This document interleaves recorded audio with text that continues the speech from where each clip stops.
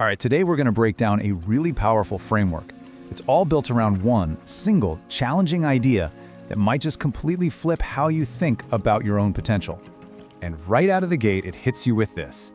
The whole idea kicks off here. It's basically saying, hey, the reason we're stuck isn't because we don't want to be better. It's because we're not willing to look in the mirror. So, what exactly is the mirror problem? Well, you know that moment when you look at your life, your job, your health, whatever it is, and instead of looking at your own choices, you immediately start looking for someone else to point the finger at. And the list of who we blame can get pretty creative, right? It could be the government, the economy, all the way down to, yes, even your dog's emotional trauma. The point is, this whole excuse-making thing can become a spiral that keeps us from taking any real ownership of our lives.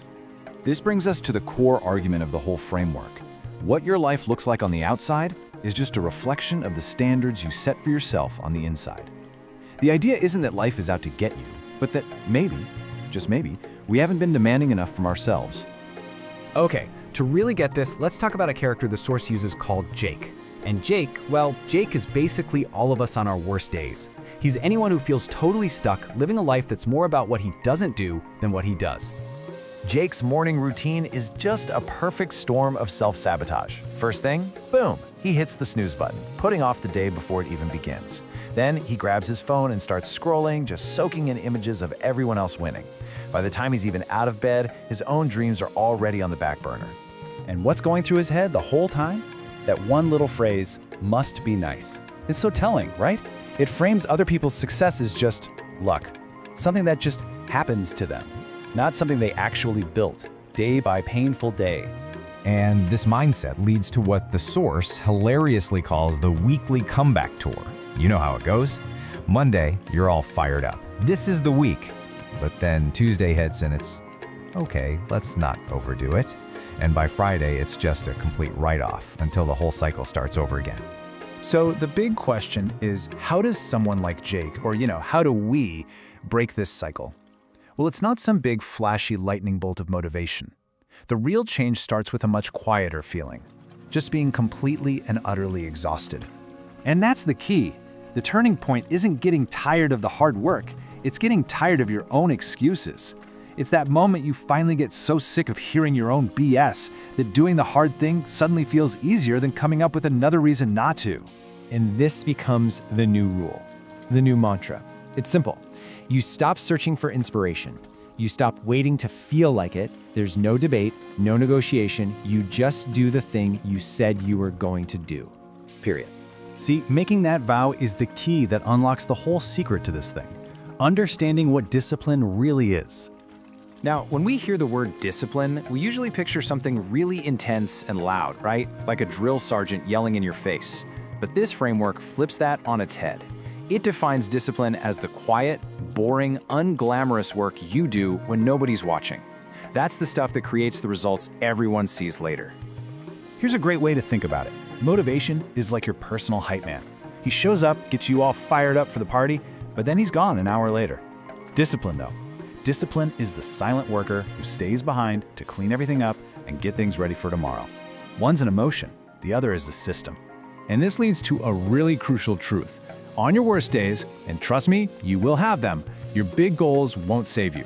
Your willpower will be shot. What catches you, what saves you, is a system of habits you've built. Greatness isn't one huge leap. It's the sum of 1,000 tiny, consistent steps. Okay, so let's say you do it. You commit to this quiet, boring discipline day in and day out. What actually happens? What's the payoff? Well, there's a pretty clear path from that initial resistance to seeing real results. And look, it's not going to be magic. The first few days, frankly, they're going to suck. It's just pain and boredom, and every part of you will want to quit. But if you push through, after a few weeks, something starts to shift. Your focus gets sharper. And then, a few months in, you look in the mirror, and the confidence you've built is just unrecognizable. And this, right here, this is the real prize. The whole point of discipline isn't to make life easier. Life is always going to throw punches. The point is to make you stronger so you can take them. You don't change the world around you. You change your ability to handle it. And what's wild is that once you get stronger, the world around you starts to respond differently. Suddenly, opportunities you never saw before start popping up. The respect you get from other people goes up. The results just naturally start to follow the work. This brings us to a really interesting, kind of paradoxical idea about freedom. Most of us think of discipline as a cage, something that restricts us, but this framework argues the complete opposite. It says that without discipline, you're not free. You're just a slave to every random impulse and mood you have. True freedom only exists inside that structure. So how do you actually start? Well, they lay out a super simple, actionable challenge. For the next 30 days, that's it. Rule 1, no excuses. Rule 2, no negotiating with yourself when the alarm goes off. 3, stop letting your feelings run the show. And 4, you just do the work every single day. And we're going to leave you with a final question this whole philosophy poses. It stops being about some abstract idea and becomes a very personal choice. It's not asking if you have potential. The real question is, when are you finally going to show the proof? Starting with yourself. That's a powerful thought to sit with.